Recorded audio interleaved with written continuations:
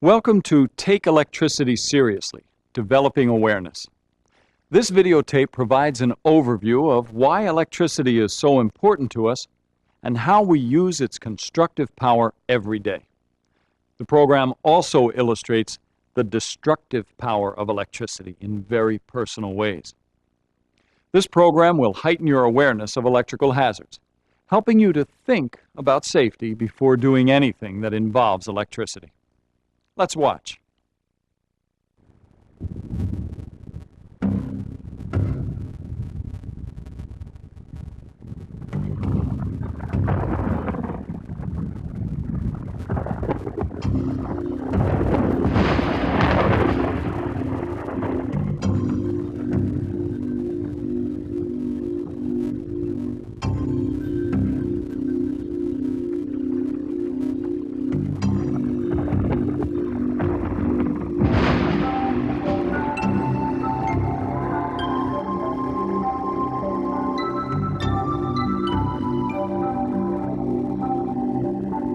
From the lightning in the heavens to the iridescent images of the city skyline, electricity pervades all facets of our lives. It is indeed a marvel, and a convenience few of whom would do without. Ben Franklin may have brought electricity from the heavens to the earth through kite strings, but it is Thomas Edison who is mostly responsible for harnessing electricity and bringing it into our homes. In fact, Edison is known more for his distribution system than for inventing the light bulb. Joseph Swan of Great Britain actually introduced his carbon filament light bulb an entire year before Edison introduced his. But it was Edison who conceived and implemented a distribution plan with a network of generators, meters, and wires that kept his bulbs burning for long durations of time. Electricity was introduced into the home, bringing about changes undreamt of before 1879. Electricity has turned our personal castles into modern wonders of the 21st century. Never has the homeowner had so many electrical devices to play with. Television, a marvel in the 50s, now seems to be a natural part of our culture. We have a whole generation of young adults who cannot remember growing up without the television set. But for all its magic, it can still remind us very quickly that people are still people and that people make very serious mistakes. What I'm about to show you is tragic and regrettable, but also a vivid image of what this campaign is all about. A television news crew in North Carolina went out to report from the scene of an automobile accident. Their preliminary information stated they would not be covering a tragedy, only property damage and some minor injuries. The accident involved this car, which hit a telephone pole and brought down the power lines. As you can see, the rescue team is treating the driver directly under those lines, which everyone assumed were not energized or live. This will prove to be an unfortunate mistake. As the cameraman turns to film the damage, we hear the shock as a worker stands up into the lines and is hit with 7,200 volts.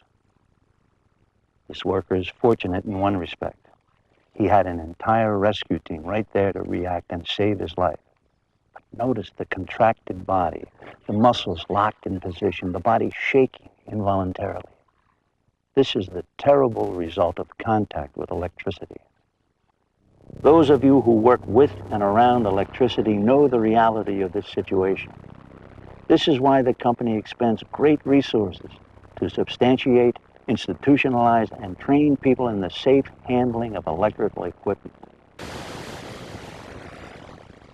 But for many of us, this is as close as we get to electrical devices, those that populate our kitchens, workshops, and family rooms, and we have plenty of them.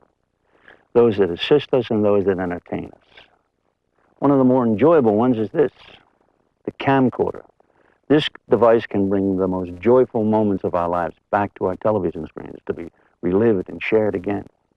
What was once in the domain of news and documentary producers now is readily available to the consumer. But much like the evening news, this device can also remind us of tragedy in our lives. What if while we were using our video cameras, we actually filmed some of the careless tragedies acted out every day around our homes. Suppose you were a homeowner having your house painted, and you went out to shoot some videotape of the progress. You walk out further to the front yard to get a better overall look when one of your neighbors speaks to you. You are momentarily distracted as you make conversation and forget to turn off the camcorder. You are unaware of how close the painter is working with his aluminum extension roller to the power lines attached to your house, until it happens.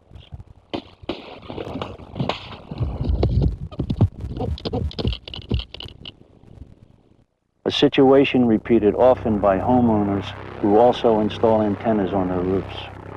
With simple awareness, he could have avoided this tragedy by working with wooden or fiberglass tools, and more importantly, by working carefully near the power lines. Or suppose you are with a relative who is experiencing flooding problems in his basement. The storm is still present outside as he attempts to retrieve some belongings. He's asked you to shoot some video for his insurance purposes. While you assist with the camera, the water continues to rise until it's over his ankles. Unknown to either of you, the water is also making contact with the fan motor on the heater unit. Then it happens. He trips over something hidden in the water. He instinctively reaches out to grab hold of anything. At contact, the fan motor charged the water. As he reached out, he grabbed the water pipe, which is often used as a method of grounding in homes. Making contact, he completed a circuit for the house current through his body to the ground. What was so important that he had to go into the basement with a storm still in the area and the danger of power sources being flooded? Suppose your son attempted a prank, hoping to sneak up on his sister with the video camera while she made up her hair. He achieves his goal as she is startled and drops the hairdryer, but into the sink, half filled with water. The humor only lasts a moment until she absently reaches for the hairdryer. Stunned from the brief electric shock, she falls unconscious. Had her fall not broken the connection, she would have been killed. One has to wonder why an inexpensive GFCI was not installed to prevent this incident from happening, much less the proper teaching of children as to the dangers of electricity and water. Suppose you were shooting some memories of your son before he leaves for college. He happens to be washing his car with the vacuum nearby. He has already washed soap suds to the driveway surface. He is using an extension cord that has been worn open in one place. That little opening, coupled with his bare feet, combined to create a fatal combination. Although the vacuum is a grounded device, the exposed wire touching the water is similar to the basement tragedy. As soon as he touches the vacuum to turn it on, the connection between the wire, the water, his feet, and the grounded vacuum is now complete. His fall breaks the connection, but not before heart fibrillation has begun. Without immediate medical help, he will die in the driveway. Again, water and electricity are involved.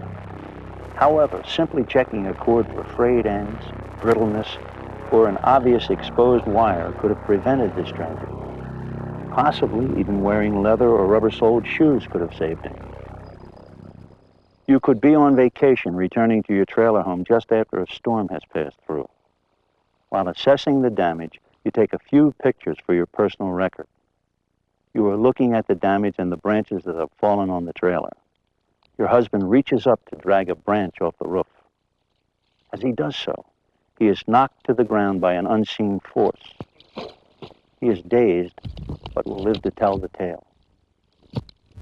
In his haste, he neglected to see if the branches were in contact with the power lines leading to the trailer. This is a situation much like the painter on the ladder.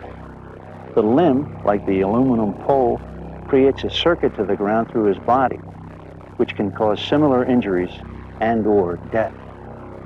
His rushing into the situation only made it worse. And so it goes. Every day, every month, every year.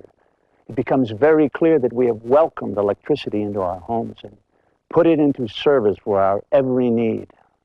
But it is also obvious that we still do not harness it correctly in all situations. But we can, with knowledge, willingness, and the proper response. For instance, water and electricity are a dangerous mix. If you aren't trained in how to work in a wet area, why experiment? Do you use double insulated or grounded electrical tools? You know what they are? Do you look for the UL label on tools as well as cords before you buy or use them? Do you ever use an adapter to make a 3-wire plug fit into a 2-wire receptacle without using the safety feature? Do you use GFCI receptacles in bathrooms and kitchens? Do you think that making contact with an outlet or circuit will result in a small tingle, nothing worse? Do you really want to find out? Do you know how to verify that the power is off before working on a circuit or changing a switch? Have you taught your children the proper respect for electricity? For instance, we're frightened of lightning and we stay away from it. Now, that's not a bad starting place when it comes to electricity, especially if you have no reason to manipulate or alter it.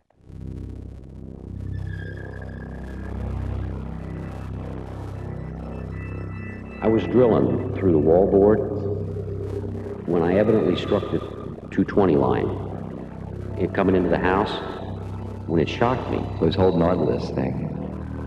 When the antenna hits a power line, blows a hole in his foot the size of a silver dollar. Oh, listen to me now. It's gotta have been poor grounding or something in the electrical service. Because the outside shell of the trailer, the entire outside, was energized. And you couldn't touch it. We had turned the light switch off while putting in the ceiling fan. But my son walked in and said we needed more light and turned on the switch. I was wearing the watch during this simple job, and it grounded me out. And the shock was so powerful that, well, that's when I lost my hand. It was the only outlet without a safety cap. And in the few minutes I left him alone, he found a way to put my car keys in the outlet. I just simply removed the wrong fuse. When I cut across both wires, it melted the pliers. It scared me bad, too. And the time it took me to turn off the breaker and walk back to the problem, someone had come along and turned the breaker back on. I could have been killed.